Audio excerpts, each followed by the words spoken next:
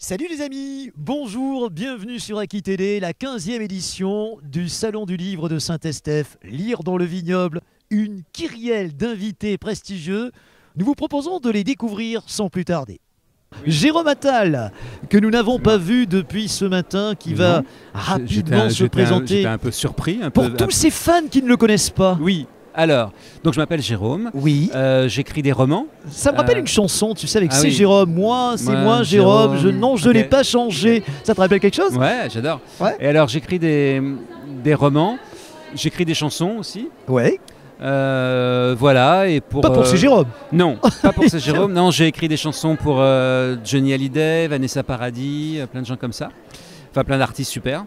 Et j'écris des livres pour la jeunesse aussi, mais je viens ici principalement pour mon dernier roman, qui s'appelle L'âge des amours égoïstes. Voilà. Primé. Oui, j'ai eu le prix de l'Académie française, le prix de la création littéraire de l'Académie française. Mais dis-moi, l'Académie française, c'est le XVIIe siècle, c'est un fleuron de notre culture. J'ai relu pour voir s'il n'y avait pas trop de fautes dans le livre, mais a priori, tout va bien. Tu es un immortel? Pas encore, non, il faut y entrer. J'aimerais avoir un sabre. J'ai un parapluie déjà. Mais ouais. Bon. Tu as de l'humour aussi. C'est le début. Ah, okay. D'après ce que je... D'accord, j'essaye. Voilà, t'essaies. Ouais. Alors parle-nous un petit peu de l'âge des amours égoïstes. Est-ce qu'on est dans une société qui fait l'apanage de l'amour égoïste? Ah, bonne question. Oui, en fait, je pense que tous les âges sont l'âge des amours égoïstes. Mais c'est vrai. Là, c'est mon personnage, il a 26 ans, il habite Paris,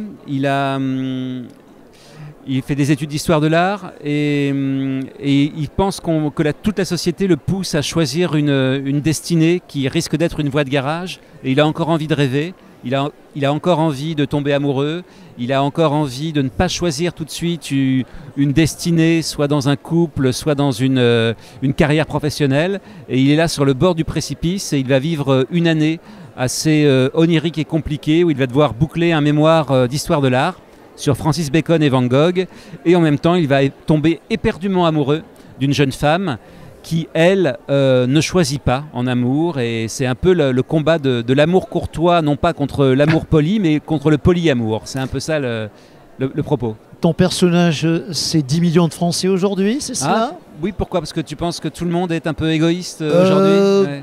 Je crois que la population française tente à le devenir, mais... Bon, je ne porterai pas de jugement péremptoire là-dessus. Non, j'espère. Non. Pardon. Mais non, mais ce qui est beau, c'est quand on tombe amoureux, on est à la fois dans la curiosité, dans la générosité, et en même temps un peu dans l'égoïsme, dans la jalousie. C'est un peu cette ambivalence que j'ai essayé d'explorer dans ce livre. Alors, tu es parolier, tu viens de le dire, tu es écrivain. Il y a un point commun ou pas du tout? Oui, parce que c'est l'inspiration. Oui, mais dans l'idéal aussi, le texte littéraire a une petite musique. Oui. Quand on aime Modiano ou Duras, on est sensible à la petite musique d'un texte. Et donc j'ai l'impression qu'en écrivant des chansons, j'ai une sorte de petite musicalité qui m'est très bénéfique quand je commence à écrire un roman ou un texte. Tu ne les interprètes pas, tes chansons? Alors, si, je chante. J'ai fait un disque en 2005, il y a très longtemps. Ouais. Et je vais peut-être en refaire un l'année prochaine. Il y a un mécanisme qui est très différent selon que tu écris pour les autres ou selon que tu chantes toi-même. Oui. Alors, le souvenir est un petit peu ancien. Tu disais 2005? Quand j'ai chanté, oui. Ouais. Donc ça fait quand même 17 ans, 18 ans, quand tu vas y revenir. La littérature, ça conserve. Hein. On ne voit pas le temps Qu'est-ce qui a changé en 18 ans dans la chanson française, en l'occurrence? Je crois que c'est beaucoup plus dur aujourd'hui pour les artistes d'émerger dans tous les domaines. Mais en chanson française, il n'y a plus aucune émission de variété à la télévision. Alors ce sont des radios crochets. Mariti, Gilbert Carpentier. Oui, mais pour les... mais c'est pas de l'époque, ça. Ce serait bien qu'ils reviennent. Non, mais... Et autrefois, par exemple, il y a encore une quinzaine d'années, un artiste faisait Michel Drucker l'après-midi et il était connu le lundi. Aujourd'hui, tout est tellement dilué, tout est tellement... Et c'est paradoxal. Il y a des artistes qui se sont révélés uniquement sur les réseaux sociaux. Je me souviens plus le nom de cet artiste qui avait sorti un truc énorme là sur sur Internet et qui est devenu, rappelle-moi Oui, mais c'est des épiphénomènes. C'est Ouais. vraiment la majorité des gens qui font Oui. des chansons sur les réseaux, et il y en a beaucoup, et c'est chouette parce qu'ils ont tout de suite une sorte de plateforme pour exister. Mais c'est très compliqué aussi après pour monter à la surface, pour trouver des partenaires, parce que non, je trouve qu'aujourd'hui c'est très très compliqué.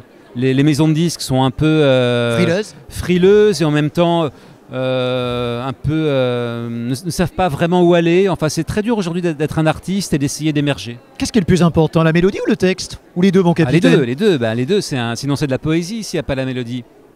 C'est les deux, c'est la musique, le son, la prod, le texte. Voilà, c'est un ensemble harmonieux. Oh, je pense à des chanteurs comme Woolsey, etc., etc., où on était un petit peu dans les deux. On a une génération de chanteurs à texte encore, un Benjamin Biolay par exemple. Oui, je pense à un gars comme ça là, qui me vient à l'idée. Oui, et puis que tu dois connaître sans doute. Et puis dans l'urbain aussi. Oui. L'urbain aujourd'hui a mangé un peu la variété. Il y a des gens comme Dinos qui font des super textes. Non, je trouve qu'il y a beaucoup de vitalité. Il y a beaucoup de jeunes chanteuses aussi qui font des textes admirables, P2RB, des choses comme ça. Angèle. Et c'est des commerciales. C'est son style, mais dans son style, elle est super. Non, je trouve qu'il y a vraiment une vitalité. Le problème aujourd'hui, c'est de trouver le bon média qui permette d'émerger. C'est ça, à mon avis, le challenge. Enfin, la bonne façon de... Et de continuer, de poursuivre aussi, de pouvoir pas faire seulement un one-shot, mais de pouvoir durer dans le temps. Ah, ça, c'est compliqué. Ouais. Tu parlais de Johnny Hallyday, voilà quelqu'un qui a une carrière absolument extraordinaire. Peut-on faire la même aujourd'hui? Qui a été une sorte de phénix, qui a su aussi renaître, aller trouver les bons collaborateurs, que ce soit Goldman, Berger. Enfin, c'est quelqu'un qui a su à chaque fois... Rod Agile, à un moment donné, il a su trouver à chaque fois les collaboratrices ou les collaborateurs qui captaient la mélodie de l'époque. À 52 ans, tu as encore faim? Quel âge? Non, pas du tout. J'ai rien dit pour tes admirateurs, admiratrices, excuse-moi. Voilà, uniquement les admiratrices. J'ai encore faim, mais non, parce que j'ai passé le week-end à manger. Surtout ici à Saint-Estèphe. Où on mange plus souvent qu'à sa faim. Oui, c'est vrai. On boit beaucoup aussi. Ouais. Oui, non, mais moi j'ai toujours plein de projets, je suis toujours dans la création, et heureusement, et je fais beaucoup de collaborations aussi. Je travaille beaucoup avec des jeunes artistes dans l'écriture, j'anime des ateliers d'écriture aussi, c'est très important. Et auprès puis, de qui j'en fais à Voix du Sud, dans l'organisme qui a été parrainé par Francis Cabrel. Là, c'est pas très loin, c'est à Stafford. Mais quel public? Tout public. Tout public. J'ai vu que tu étais avec une maman là il y a quelques instants. Est-ce que tu t'adresses par exemple à des adolescents? Alors, c'était pour mes livres jeunesse, mais moi j'ai vraiment des livres pour les CP, pour les maternelles, et j'ai des livres évidemment en littérature pour les adultes. J'ai des choses aussi pour les collégiens. Enfin, j'essaye vraiment de... moi je fais de la poésie, c'est la poésie qui m'intéresse, et la poésie elle n'a pas d'âge, elle est tout le temps... voilà. Tu sais, je vais te faire une confidence. Je suis prof d'histoire-géographie en lycée, et ce que je constate c'est que malheureusement, les garçons ne lisent plus et n'écrivent plus. On a des copies. Par rapport aux filles? Ah oui, il y a un différentiel extraordinaire entre le public féminin et le public masculin dans la qualité d'écriture. Ouais. Alors ça ne veut pas dire qu'ils n'ont pas d'imagination, mais l'écriture classique que tu as connue, que j'ai connue, les jeunes garçons ne la maîtrisent plus. Est-ce que ça te fait peur?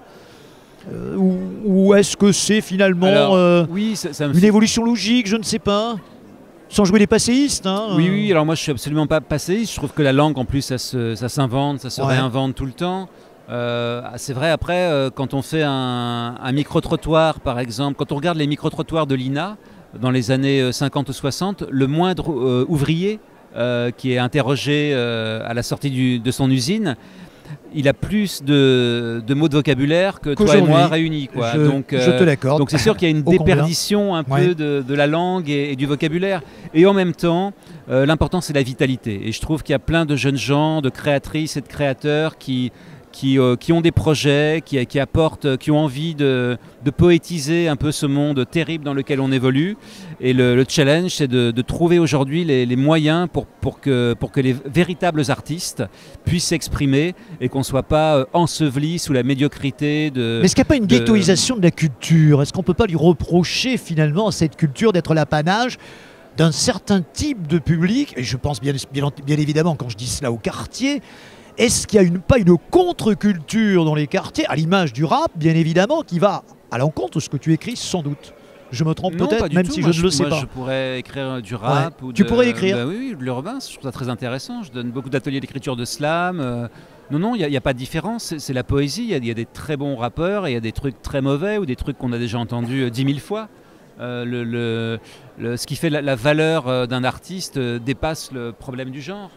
Donc non, il y a des choses, encore une fois, il y a des choses admirables dans l'urbain, il y a des...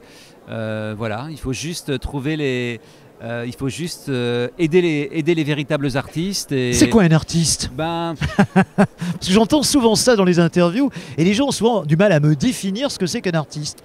ben, c'est quelqu'un qui n'a pas d'autre choix que de créer pour exister, ou alors pour au moins sortir de sa coquille et sortir de chez lui. C'est quelqu'un qui... Il y a une très belle phrase de Gilles Deleuze que j'adore. Il dit que l'on crée quand il y a une différence entre ce qu'on est soi profondément et ce que la vie nous montre ou nous donne.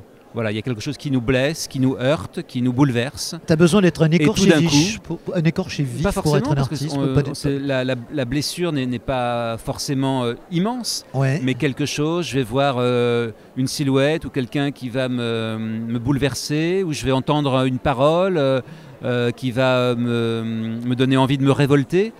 Peu importe, je vais avoir envie de mettre ça en mots si je suis un chanteur ou un écrivain. En peinture, si je suis un artiste, c'est ça.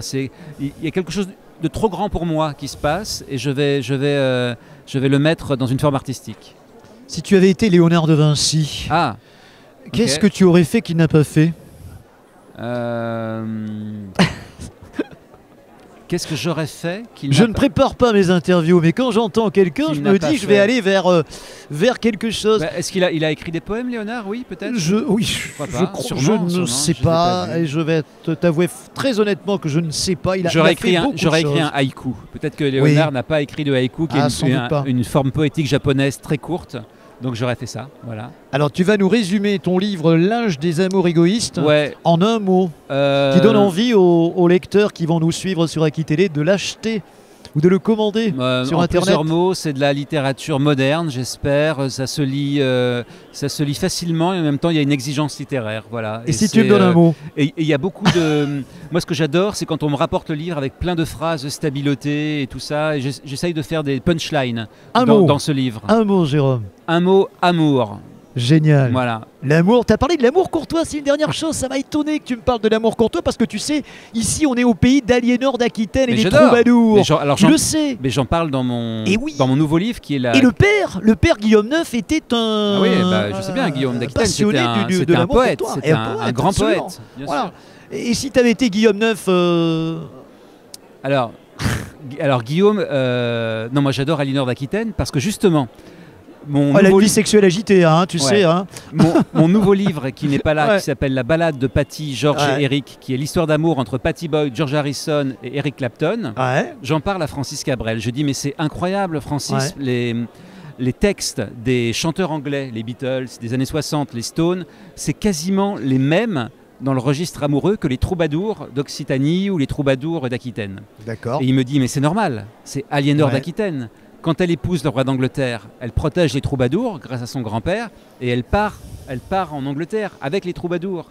Et là, je suis comme un dingue. Je dis, mais en fait, les Beatles, Eric Clapton, les Stones, c'est les descendants finalement des troubadours de l'époque d'Aliénor d'Aquitaine. Et là, j'ai l'impression d'avoir inventé un truc, d'avoir découvert quelque chose plutôt d'incroyable.